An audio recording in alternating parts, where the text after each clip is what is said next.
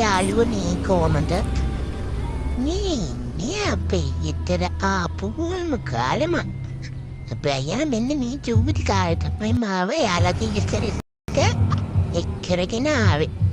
ඉතින් එක්කරගෙන ඇවිල්ලා ඉස්සෙල්ලාම දෙන්න ඕන ඉන්ජෙක්ෂන් ටික ගන්නවයි මේ ඇවිල්ලා තියෙන දොස්තර මාම ළඟට. ડોક્ટર මාමා තමයි ඉතින් මට ඉන්ජෙක්ෂන් ගහලා මගේ ලෙඩවලට දාන්න.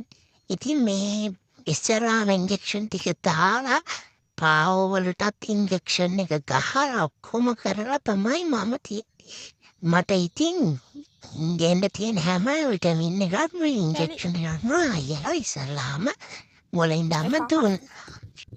ඉතින් ගෙනාව දවස්වලම ඉතින් මම ලින්දේ තමයි නෑවේ. ඉතින් එහා පැත්තේ නිද තියෙන්නේ. ඉතින් මෙතන ලස්සන ගාඩන් එකක් තියෙනවා. ඉතින් ගමේ ගෙදරනේ. ඒකේ හොඳට ඉඳ තියෙනවා. ඉතින් මම නිදහසේ ඇවිදලා ගියා. හොඳට හිටියා මේ චූටි කාලේ. මේ මාළු ටැංකි දෙකක් තියෙනවා අර පිටිපස්සේ පේරානේ.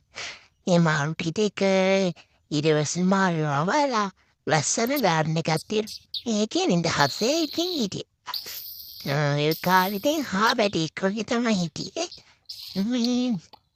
කයිතම මේ හාබැංචෙක් වගේ තමයි. චූටි පොරකිටියක් වගේ හිටියේ.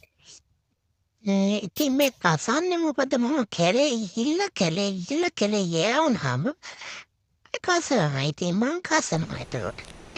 මේ නැති මම නෑ එහෙම කැලේ ගිහලා ලහතරලා හොම අයියම වුණා කරලා ගන්නවා. ඉතින් අයියා වාඩි වෙලා නවතිනවා. ඉතින් මට ඉතින් ෆන් දෙනවා මේ ලස්සන මල් වත්ත දෙකම මට දුවන් දෙනවා. ඒක නෑ ප්ලයින් ඉතින්නේ. නෝ තමයි චූටි කාලේ මාව වෙනන්න නාවල තරයි තියාගත්ත. ඉතින් එයාලා හරි ආදරේ මට ඒ දවස්වල නම් පොඩි ලඩක් තිබුණා. ඒක තමයි මේ දකින්න එක කන්න ඕනේ. ඉතින් මට ඒක තමයි අයියාගේ අතේ දාන්න මාළෙක් මං කාලේ පතරයිද දවස්. ඒ දවස්වල මං කොච්චර තිතිය පේරානේද. හැබැයි චූටුනාට බෝල විදිය වගේ ලස්සනට හිටියේ. හැබැයි නිදහසේ ලස්සනට සතුටෙන් හිටපු කාලේ තමයි මං චූටි කාලේ ගමේ ගියා. ලොකු කාලේ අපි ආවනේ යක් කරගෙන දැන් ගමේ ගියා රීඩේ නැහැ. දුවන්න කරන්නේ නැහැ. ඒ කාලේ ඉඳ තිබුණ ලස්සනටම තනපොල් පාරේ හිටියා. ආපැටි කියන්නේවත් හැමෝම කිව්වේ සමන් කම්කොලත් කියලා පටන් ගත්තා.